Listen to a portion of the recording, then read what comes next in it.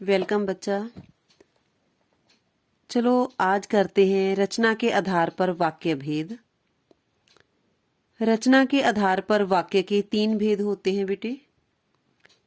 सरल वाक्य, संयुक्त वाक्य और मिश्रित वाक्य। सरल वाक्य में एक ही उद्देश्य और एक ही विधेय होता है। जैसे देखो, उदाहरण है सरल वाक्य के, मैं पढ़ रहा हूं। एक ही क्रिया हो रही है। वह खेलता है, वह उद्देश्य है, शेष सारा पद जो है विधेय है। बारिश हो रही है, सिर्फ एक ही क्रिया है इसमें। ठीक है, तो इस प्रकार के छोटे छोटे वाक्य सरल वाक्य कहलाते हैं। दूसरा वाक्य का भेद है संयुक्त वाक्य। इसमें देखो, इस चीज को आपने याद रखना है कि योजक की सहायता से वाक्य जुड़े होते हैं। इसमें 2 उपवाक्य, ठीक है, अगर उनका योजक हटा दिया जाए तो दोनों अपने आप में संपूर्ण वाक्य होंगे।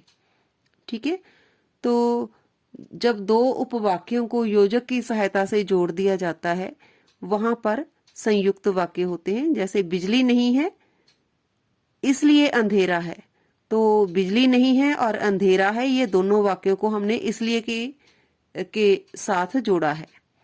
पूर्वी नाच रही है, दिव्या गा रही है। देखो इस वाक्य में पूर्वी नाच रही है और की सहायता से ये दोनों वाक्य जुड़े हैं, और दिव्या गा रही है। अगर हम और को हटा दें, ठीक है, तो ये दोनों आपस में मतलब अपने आप में पूर्ण वाक्य होंगे। पूर्वी नाच रही है अपने आप में पूरा है, दिव्या गा रही है अपने आप में पूरा है।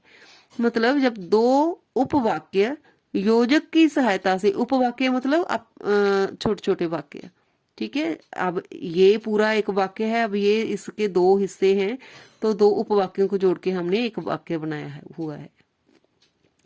अर्थात जब 2 या 2 से अधिक उपवाक्य योजक की सहायता से जोड़े जाते हैं वे संयुक्त वाक्य कहलाते हैं। ठीक है, मीरा ने प्रश्न हल किया, वह चली गई। ठीक है, ये 2 उपवाक्य हैं और की सहायता से जुड़े हुए हैं।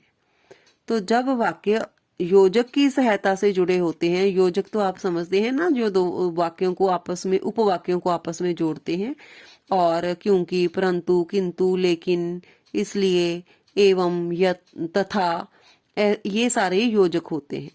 इनकी सहायता से जुड़े हुए वाक्यों को हम संयुक्त वाक्य कहते हैं। मिश्रित वाक्य में एक उपवाक्य होता है, एक उपवाक्य मुख्य होता है, दूसरे जो उपवाक्य होते हैं उस पर आश्रित होते हैं। ठीक है, जैसे मिशिका ने उस लड़के को पीटा जिसने शरारत की थी। अब इसमें जो मुख्य वाक्य है वो है मिशिका ने उस लड़के को पीटा, ये है मुख्य वाक्य। अब इसके ऊपर आश्रित है जिसने शरारत की थी, क्रिया पर आधारित है वाक्य। ठीक है, तो अब इसके मतलब जब उपवाक्य, मुख्य उपवाक्य पर दूसरा वाक्य जो उपवाक्य है वो आश्रित रहे, उसको मिश्र वाक्य कहते हैं। यह वही मकान है जिसमें हम रहते थे।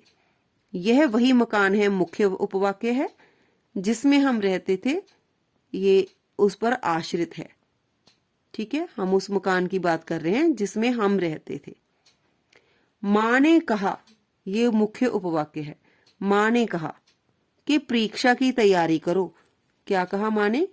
परीक्षा की तैयारी करने के लिए कहा।